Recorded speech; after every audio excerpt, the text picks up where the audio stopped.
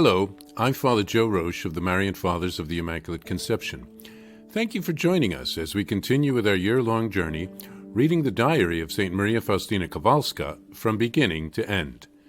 Today we take up from where we left off, beginning with diary entry number 1610. When I asked the Lord to be so good as to cast a glance upon a certain soul, probably Father Sopochko, who was struggling alone against many difficulties, the Lord gave me to know in an instant that all people are as dust under his feet. So do not worry. You see that they cannot do a thing of themselves, and if I allow them to seem to triumph, I do this for the sake of my impenetrable decrees. I experienced great peace in seeing how all things are determined by the Lord. When the chaplain, Father Theodore, brings me the Lord Jesus, there are moments when I am pervaded with a very vivid presence of God, and the Lord gives me to know His holiness. At such times I see the smallest speck on my soul, and I would like to purify my soul before every Holy Communion. When I asked the confessor, he said that there was no need to confess before every Holy Communion. Holy Communion takes away these tiny things, and it is a temptation to think about confession when receiving Holy Communion. I did not go on to explain the condition of my soul in any greater detail, because he was not my director, but the confessor.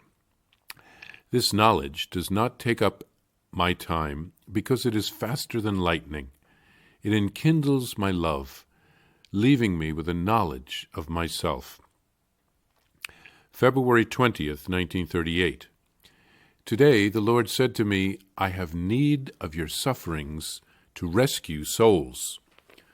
O my Jesus, do with me as you please. I did not have the courage to ask the Lord Jesus for greater sufferings, because I had suffered so much the night before that I would not have been able to bear a drop more than what Jesus himself gave me.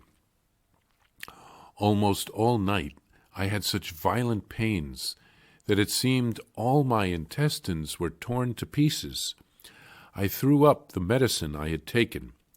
When I bowed my head down to the ground, I lost consciousness, and I stayed like that for some time, with my head on the floor. When I came to, I became aware that my whole body was pressing on my head and face, and that I was covered with vomit. I thought it would be the end of me. Dear Mother Superior, Irene, and Sister Tarcisia were trying to help me as best they could. Jesus demanded suffering, but not death. O my Jesus, do with me as you please. Only give me strength to suffer. Since your strength supports me, I shall bear everything. O souls, how I love you.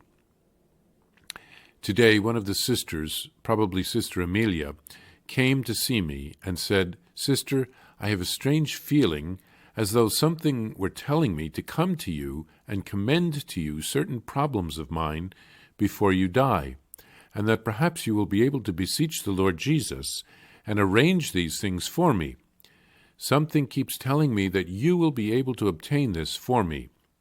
I answered her with equal frankness that, yes, I felt in my soul that after my death I would be able to obtain more from the Lord Jesus than at the present time. I will remember you, sister, before his throne.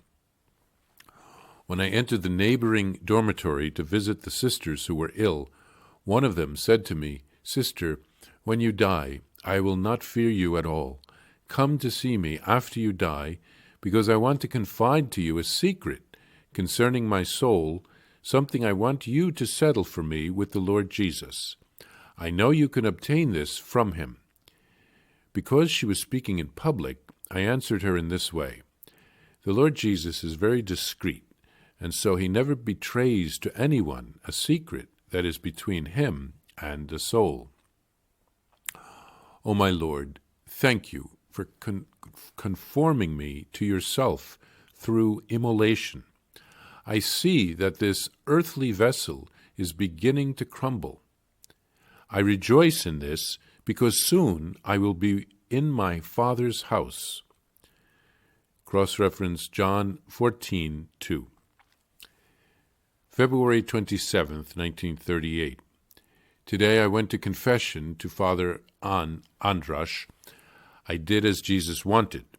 After confession, a surge of light filled my soul. Then I heard a voice, "Because you are a child, you shall remain close to my heart. Your simplicity is more pleasing to me than your mortifications." Faustina asked the Lord to help someone, probably Father Andras, to overcome all of the difficulties that he was facing.